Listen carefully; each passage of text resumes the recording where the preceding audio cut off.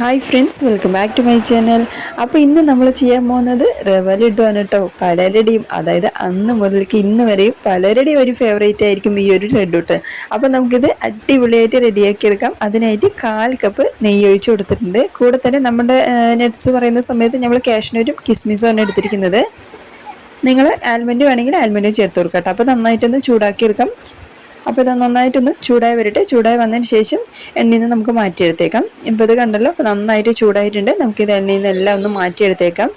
എണ്ണയിൽ നിന്ന് ഇതെല്ലാം മാറ്റിയതിന് ശേഷം നമ്മൾ അതേ എണ്ണയിൽ തന്നെയാണ് നമ്മൾ റവയും വറുത്തെടുക്കുന്നത്. നമ്മളിപ്പോൾ എക്സ്ട്രാ ആയിട്ട് എണ്ണ ചേർക്കേണ്ട ആവശ്യമില്ല, ഇതന്നെ മതിയാവും. അപ്പോൾ നമ്മൾ ഈ ഒരു കുഞ്ഞു ബൗളിൽ 2 കപ്പ് റവ ഞാൻ എടുത്തിട്ടുണ്ട് കേട്ടോ. അപ്പോൾ ആ ഒരു കപ്പിലാണ് ഞാൻ എല്ലാം കണക്കും ചെയ്യുന്നത്. അപ്പോൾ നമ്മൾ നന്നായിട്ടൊന്ന് ചൂടാക്കി എടുക്കാം. നമ്മുടെ റവ വന്നിട്ട് നല്ലൊരു മണവും വരണം, കളറും ചെറുതായിട്ടൊന്ന് ചേഞ്ച് ആണ്. അതാണ് നമുക്ക് ഈ ഒരു ലഡുവിന് നല്ലൊരു ടേസ്റ്റ് തരുന്നതും. അതുപോലെ തന്നെ നമുക്ക് കുറച്ച് ദിവസം കേടുവരാതെ സൂക്ഷിക്കാൻ പറ്റുകയാണെങ്കിൽ അപ്പോൾ ഇതുപോലെ നമ്മൾ നന്നായിട്ട് എല്ലാം ചൂടാക്കി എടുക്കണം. അപ്പോൾ എണ്ണ ഒഴിച്ച് നല്ല ചൂടാക്കിയിട്ടുണ്ട്. ഇപ്പോൾ ചെറിയൊരു വ്യത്യാസം നിങ്ങൾക്ക് മനസ്സിലാവും. ഇതുപോലെ കളർ ചെറുതായിട്ടൊന്ന് വ്യത്യാസം വന്ന് അതിൻ്റെ മണവും നല്ല മണം ഉണ്ടാവും. നമ്മൾ നെയ്യിൽ വറുത്തപ്പോൾ നല്ല മണം ഉണ്ടാവും. അപ്പോൾ ഇതുപോലെ നമ്മൾ വറുത്തതിന് ശേഷം അത് മാറ്റി വയ്ക്കാം. ഇപ്പോൾ അതേ പാത്രത്തിൽ തന്നെയാണ് വീണ്ടും ഒരു 2 ടീസ്പൂൺ നെയ്യ് ഒഴിച്ച് കൊടുത്തിട്ടുണ്ട് കേട്ടോ. നെയ്യ് ഒഴിച്ചതിന് ശേഷം നമ്മളെടുത്ത അതേ കപ്പിലാണ് 1 കപ്പ്, നമ്മൾ 2 കപ്പ് റവയ്ക്ക് 1 കപ്പ് തേങ്ങ ചേർത്തിട്ട് വീണ്ടും നന്നായിട്ട് ചൂടാക്കി എടുക്കാം. നമ്മൾ തേങ്ങയാണ് ഒന്നുകൂടി നന്നായിട്ട് ശ്രദ്ധിച്ച് സിമ്മിൽ തന്നെ വെച്ച് ചൂടാക്കി എടുക്കേണ്ടത്. തേങ്ങ ചേർക്കുന്നതിന് അതായത് നമ്മൾ ഒരുപാട് ചൂടാക്കിയില്ലെങ്കിൽ പെട്ടെന്ന് ഒരുപാട് ദിവസം നമുക്കത് വെക്കാൻ പറ്റില്ല. അപ്പോൾ അതിനെ നന്നായിട്ടൊന്ന് ചൂടാക്കിയെടുക്കാം. തേങ്ങയും നന്നായിട്ട് ചൂടായി വരട്ടെ. ചൂടായി വന്നതിന് ശേഷം അതായത് ഒരു കളർ ചേഞ്ച് ആവണം കേട്ടോ. അപ്പോൾ നല്ല ക്രിസ്പി ആവുന്ന രീതിക്കാണ്. ഇതിപ്പോൾ നിങ്ങൾക്ക് വ്യത്യാസം മനസ്സിലാവും, കണ്ടില്ലേ? ഈ ഒരു രീതിക്കാണ് നമ്മൾ തേങ്ങയും ചൂടാക്കി എടുക്കേണ്ടത്. കളറും ഒരുപാട് ചേഞ്ച് ആയിട്ടില്ല, അതുപോലെ തന്നെ നല്ല മൊരിഞ്ഞ് വന്നിട്ടുണ്ട്. അപ്പോൾ ഇതുപോലെ ആക്കിയതിന് ശേഷം എല്ലാം കൂടെ നമ്മൾ ഒരുമിച്ച് ചേർക്കണം. ആദ്യം നമ്മൾ വറുത്ത് വെച്ചിട്ടുണ്ടായിരുന്ന റവ ഇപ്പോൾ വേറൊരു പാത്രത്തിലേക്ക് ഇട്ട് കൊടുക്കണം. ഈ റവയെല്ലാം ഇട്ടതിന് ശേഷം നമ്മൾ വറുത്ത് വെച്ചിട്ടുണ്ടായിരുന്ന തേങ്ങയുണ്ടല്ലോ, അതും കൂടി നമുക്ക് ഇട്ട് കൊടുക്കാം കേട്ടോ. അങ്ങനെ നമ്മൾ തേങ്ങയും കൂടി ചേർത്ത് കഴിഞ്ഞാൽ പിന്നെ ഇതിലേക്ക് ഒരു എക്സ്ട്രാ ടേസ്റ്റ് തരും എന്ന് പറയുന്ന സമയത്ത് നമുക്കൊരു സീക്രട്ട് ഇൻഗ്രീഡിയൻസ് പറയാം കേട്ടോ. 2 ടീസ്പൂൺ പാൽപ്പൊടി ചേർത്ത് കൊടുക്കാം കേട്ടോ. അതും കൂടി ചേർക്കുമ്പോഴാണ് നമുക്ക് ഈ ഒരു റവ ലഡുവിൽ നല്ലൊരു മണവും ആ ഒരു ടേസ്റ്റും ഒക്കെ വ്യത്യാസം തരുന്നത്. നമ്മൾ സാധാരണ ഈ ഒരു ലഡു ഉണ്ടാക്കുന്ന സമയത്ത് പാല് തെളിച്ചിട്ടാണല്ലോ നമ്മൾ ചെയ്യുന്നത്. ഇപ്പോൾ പാൽ ഒഴിച്ചിട്ടാണ് നമ്മൾ ചെയ്യുന്നത്. അപ്പോൾ അതുകൊണ്ട് തന്നെ നമ്മൾ കുറച്ച് പാൽപ്പൊടി ചേർക്കുമ്പോൾ നല്ല ടേസ്റ്റാണ്.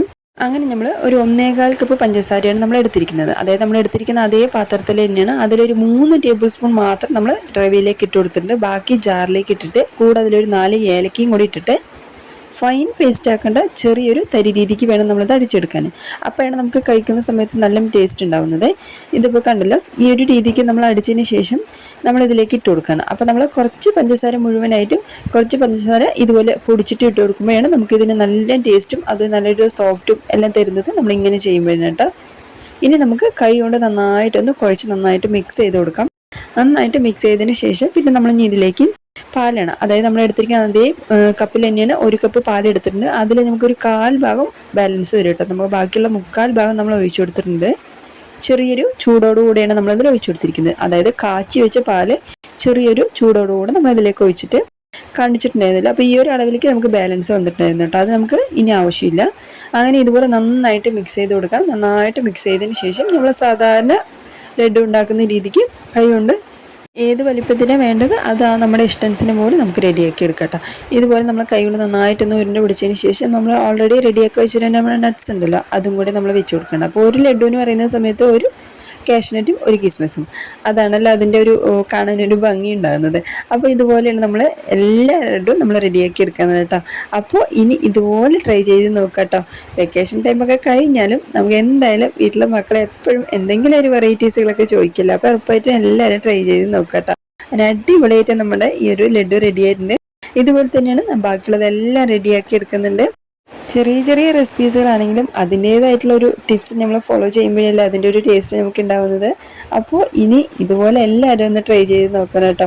ചെറിയ ചെറിയ കാര്യങ്ങളാണ്, ഒന്ന് ശ്രദ്ധിച്ച് നോക്കി നമ്മൾ ചെയ്യുകയാണെങ്കിൽ നമുക്കും അടിപൊളിയായിട്ട് റെഡിയാക്കി എടുക്കട്ടോ. നല്ല ടേസ്റ്റാണ് കഴിക്കുന്ന സമയത്ത്. അതിപ്പോൾ ഞാൻ തന്നെ പറയേണ്ട ആവശ്യമില്ല. പക്ഷെ ഞാൻ പറഞ്ഞ മെത്തേഡിൽ നിങ്ങളൊന്ന് ട്രൈ ചെയ്ത് നോക്കട്ടോ. സാധാരണ റവ ലഡു എല്ലാവരും ഉണ്ടാക്കുന്നതാണ്, പക്ഷേ ഈ ഒരു രീതിക്ക് നിങ്ങളൊന്ന് ട്രൈ ചെയ്ത് നോക്കണം. കൂടെ ചാനലൊക്കെ ഒന്ന് സബ്സ്ക്രൈബ് ചെയ്യാതെ കാണുന്നവരാണെങ്കിൽ എല്ലാവരും ഒന്ന് സബ്സ്ക്രൈബ് ചെയ്യണം, കമൻറ്റ് ചെയ്യണം, ലൈക്ക് ചെയ്യണം. അറിയുന്നവർക്ക് എല്ലാവർക്കും ഒന്ന് ഷെയർ ചെയ്ത് കൊടുത്ത് സപ്പോർട്ട് ചെയ്യാനൊന്നും മറക്കല്ലേ.